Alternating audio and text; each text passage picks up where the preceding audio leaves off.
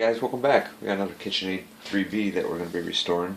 This one is going to be going in seafoam green, and I did a 3B in seafoam green before, and it was just an amazing color for it. It's probably one of my favorite colors. To me it looks blue, but apparently it's a seafoam green. I'm colorblind.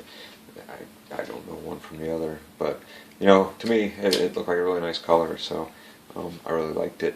And this was sent in by Jennifer, and I did a Kitchenaid 3B for her before, and apparently this is her husband's, and he wants this done in seafoam green. So we're going to do it up for him and make it look really good.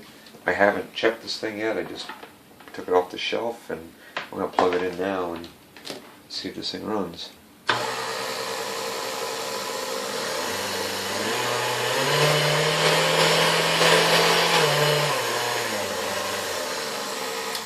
Alright, runs really well.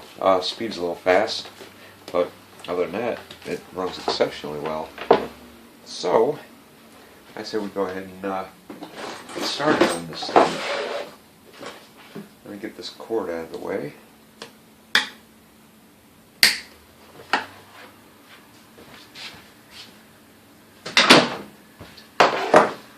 And get the pin out for the handle here. Probably one of the biggest parts of this whole machine.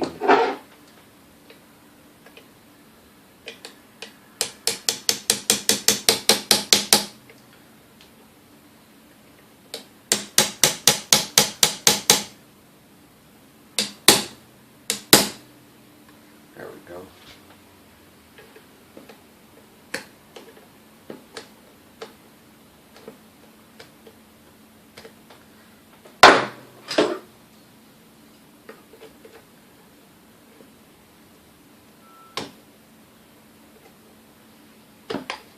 There, as soon as it pokes to the other side, you should be able to grab it and pull it out, and then, as you can see, the handle pops up. Occasionally, you know, you get a bunch of goo down in here, and of course it won't move, but normally, you know, when you pull that pin out, this will pop right up. And then you can get your screwdriver in here, loosen up your screws to hold the handle down.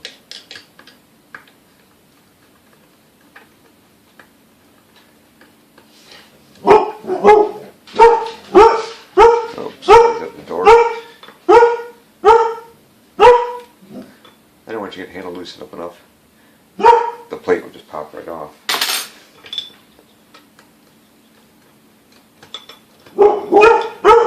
Hush! Hey! Hush! Guys! What the heck? Then you can take the handle off and take your screws out. This, of course, will be going satin black. At this point, you can pull your knob straight off. And this just slides forward. Two screws hold on there, but there's a clip that holds it on the back. This little clip right here. Man, I can raise you guys up a bit. This little clip in the back right here actually clips to this here, and that's what holds it back on. And then this has metal tabs that hold this piece on. We'll bend these tabs up and take that off.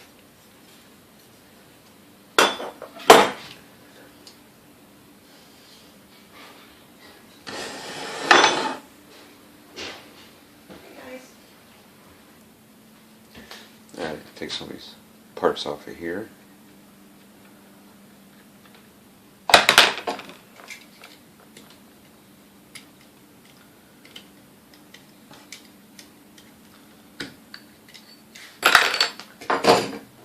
And take a look at the brushes in here.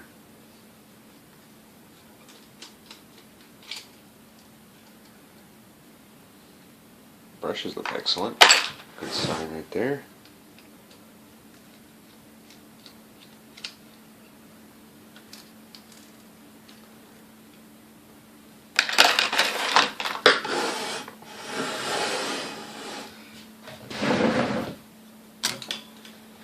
Take a look in the trunk. See what kind of junk's in the trunk.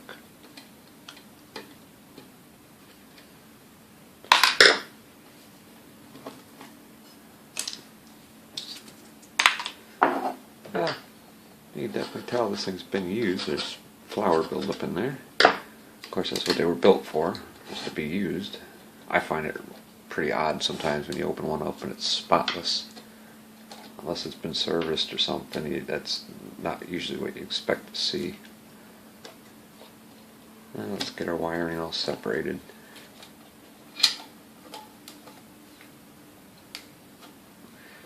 Get rid of these wire nuts. Alright, let me take my spring off of here.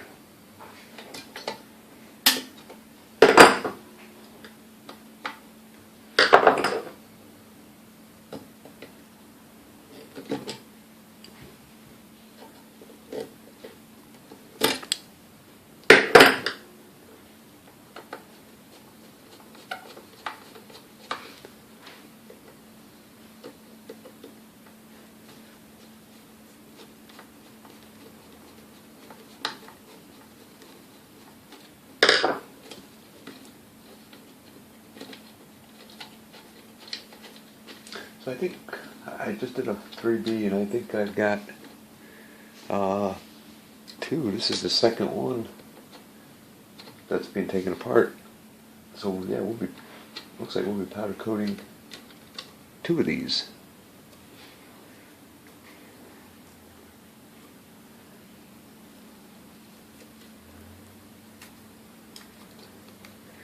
Alright, here's our speed control plate. See the contacts in it, they look decent. We'll have to clean this up really good, make sure that works. And I think so. I think it was just an adjustment that was needed for the speed, because remember the speed was a little high. And let's get our capacitor out of here. Set that aside. Get the flyweight assembly off.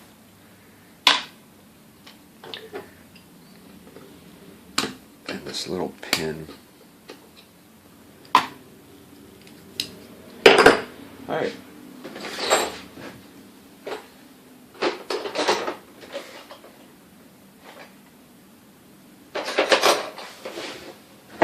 Moving right along.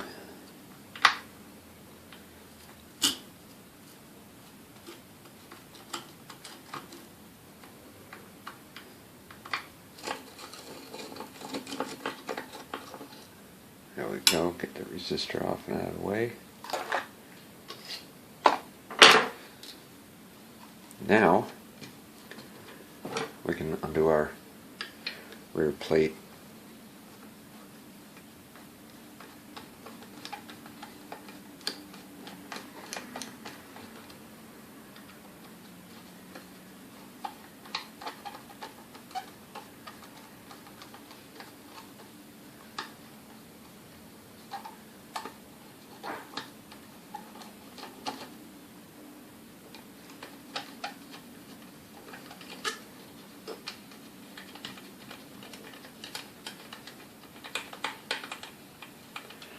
Holy crap. Say, I didn't remember screws being that friggin' long, but I think they're just getting caught up. There we go.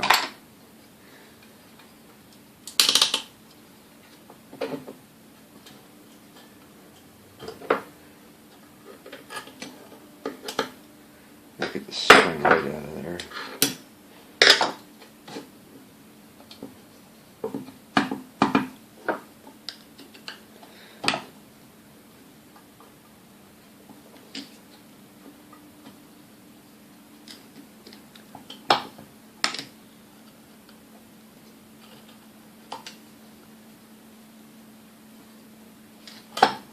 Alright, almost got us off. Our spring still caught on here somewhere.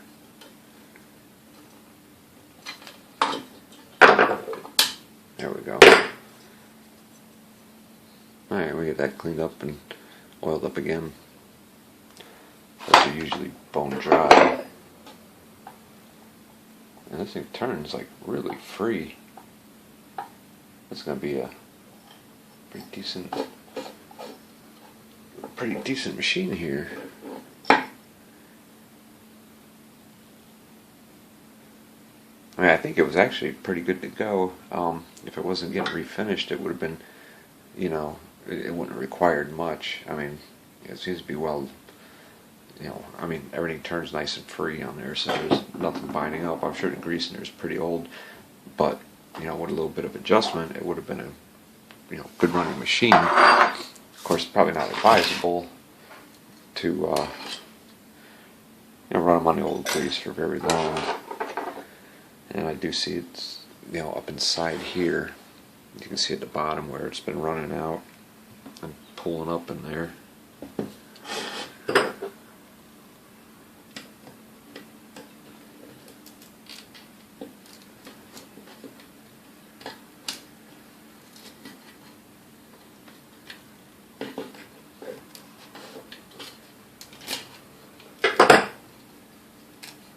Alright, this lead right here is crunchy.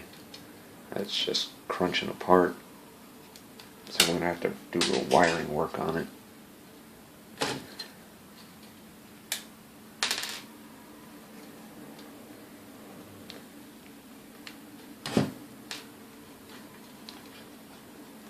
And this one doesn't seem as bad. I'll check it a little more once we get it out. The field coil out of there, but it doesn't seem as bad at all.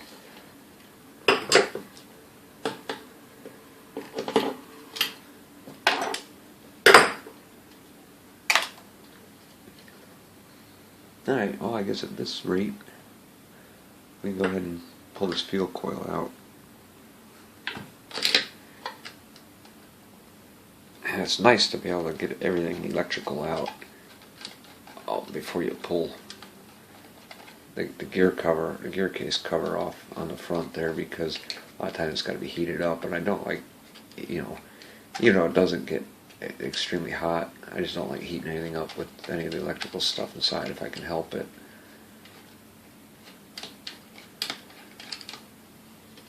You know, we're not, like I said, we're not making it extremely hot, we're just trying to warm up. It's hard to make the, you know, outside surfaces hot. It takes so long because, I mean, the whole thing's, you know, metal. It's like a giant heat sink.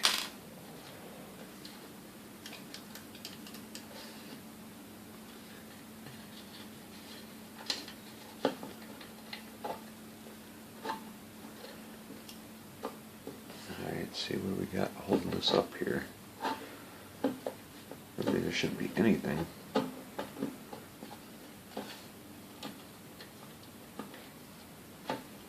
Because this actually has no wires that go right to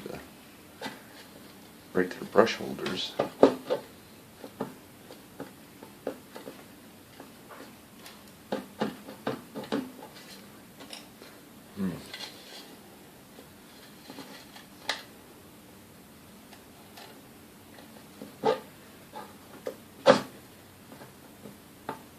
Oh, it sure does feel like it's getting held up on something.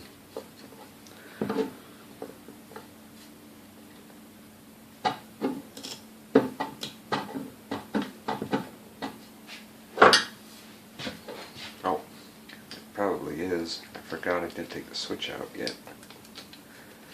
Let's get the switch disconnected here.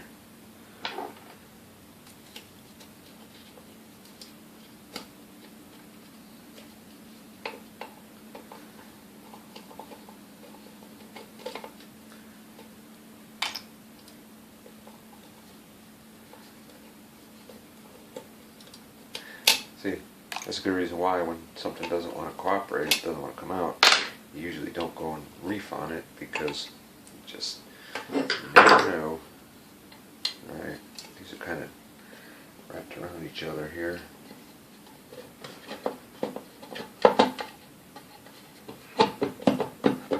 See, that's much easier now.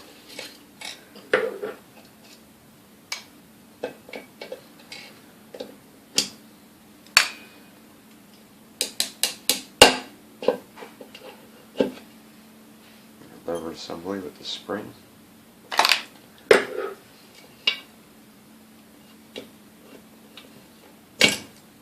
And the switch.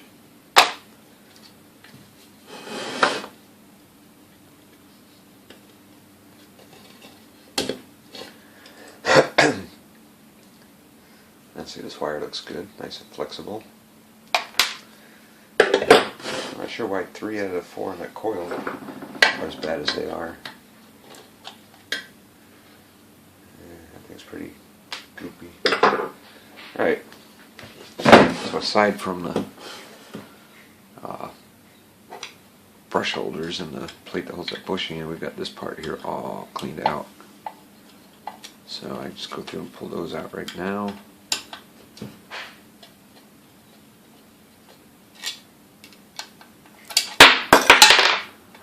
Brush holders come out easy. There we go.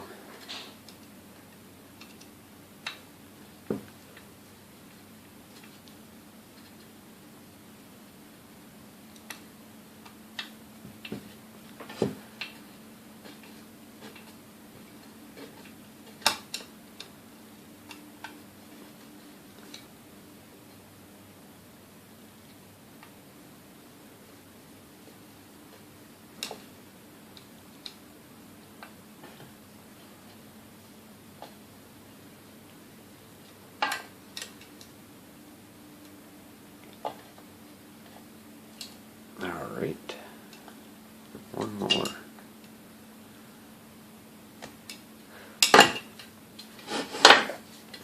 Sorry you guys can't see. I need to be able to see.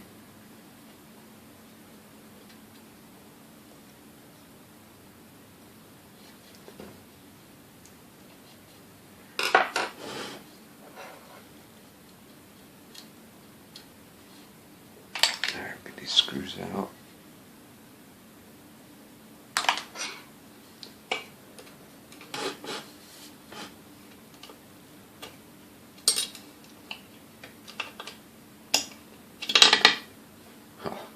Course.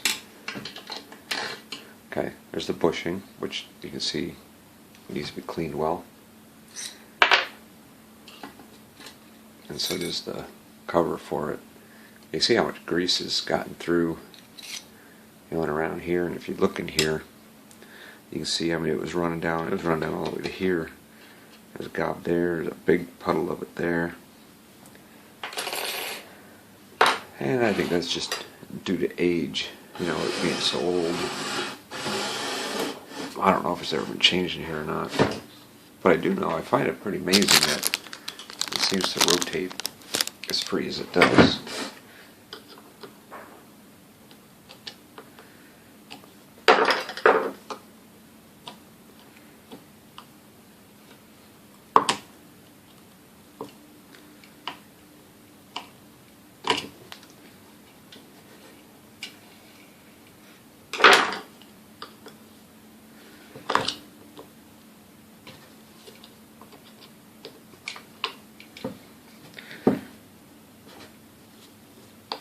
You see the funk that's just falling out from under here.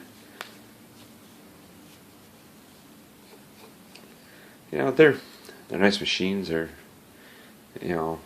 it's just there seems to be a lot of places, a lot of recesses, and places where stuff can get caught that you just can't ever seem to clean out.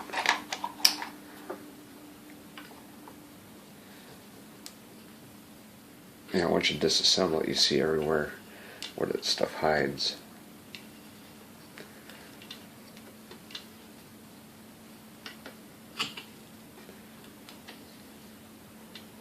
Alright. Yeah, the grease there is pretty dry, and there's a wick. I think that wick also helps to suck the oil out of the grease there, because it's always, the oil in there is always like that, or the grease, it's always dry.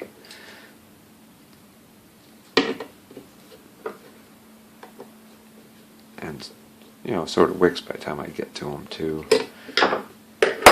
Alright, so we're going to start pulling greasy parts out, so I need something to set them on.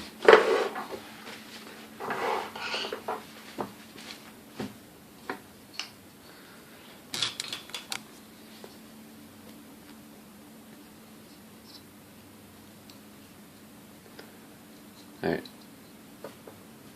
got the screw there, pop that off.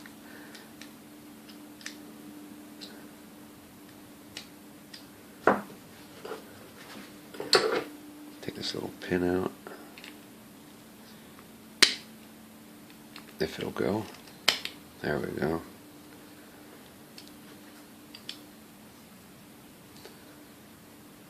Yeah, see, it's well lubricated.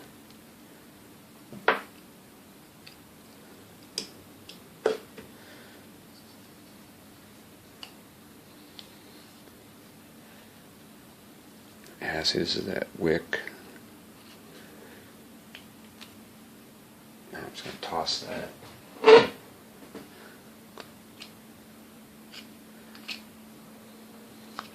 Alright, the rest of this I'll clean out later. And throw it in a degreaser. Yeah, that's got a lot of, it's like hardened up grease on there. It's pretty crusty. But that's just so typical for that part, though. And like I said, I believe that wick has a lot to do with that. Alright, so now we're going to move on to the fun part.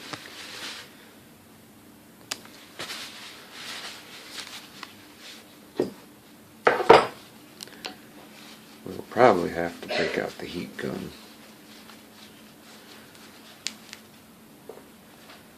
And you see these screws come out of here and they're covered with grease as well.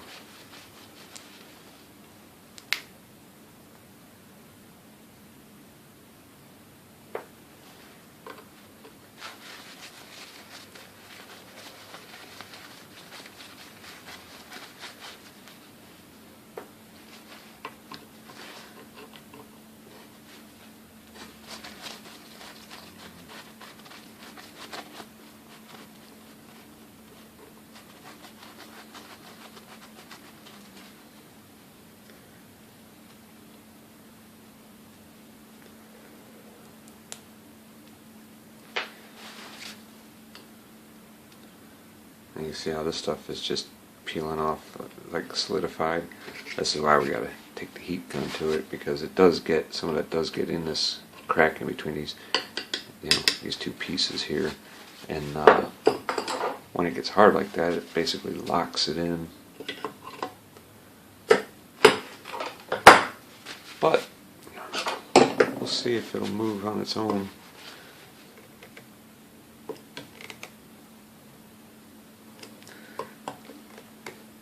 As you can tell, it doesn't budge.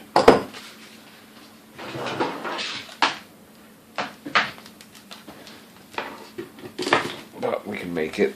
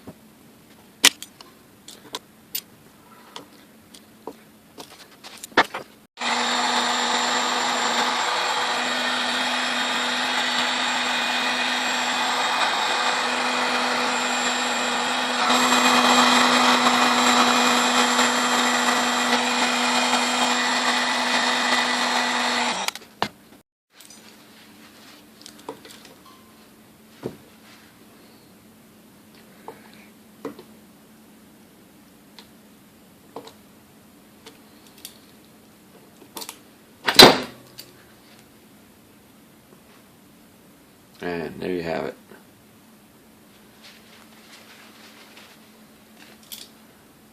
Look at that.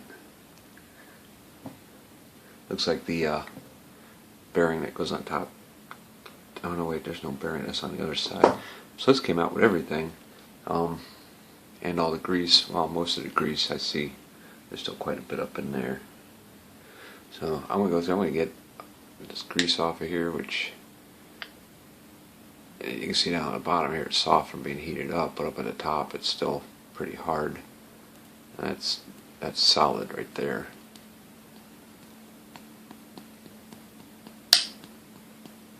So I'm gonna get all this grease off of here and I'll be back. Alright, so I've got all the grease cleaned off the bottom part, and I've got most of the grease cleaned out of there. But I think what I'm going to do is go ahead and separate it from the base here, and I got to get out the PTO drive gear, and then try and pull the PTO out. Which the way everything spins in here, I mean, even this spins nice and free. I don't think it's going to be an issue on this one. Usually they're a pain in the butt, but I think on this one it'll be easier than most. And then of course disassemble the base, get the plate off the bottom here and the feet, and at that point we're ready to take everything out and start getting it degreased and stripped down, ready for powder coat. We'll take this little beauty ring off of here.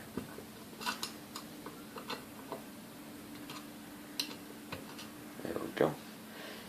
And then we'll come back once we get everything ready to put back together. Guys, we got this Model 3B wrapped up here for Jennifer. Actually, this isn't for Jennifer, this is for Jennifer's husband. We did I believe it was in royal blue, a 3B, and I believe it was a little whipper attachment that were both in, I think, royal blue for Jennifer, and her husband had a 3B and he wanted his done in this color here, and this is seafoam green, which is actually a beautiful color. This is one of my favorite colors here. I know it doesn't look that much different than, you know, like the Arizona turquoise or whatever to me, but I can see a slight difference in it being colorblind and everything, so that's pretty amazing. But anyways, we got this thing, you know, all completely disassembled, got everything clean and polished inside, all new gears, or all new grease in with the gears and all that. We got this cleaned up. This is powder coated black here. We got the handle and everything powder coated black on the top, and we got it plugged in and all adjusted, and let's go ahead and fire it up and see how she sounds.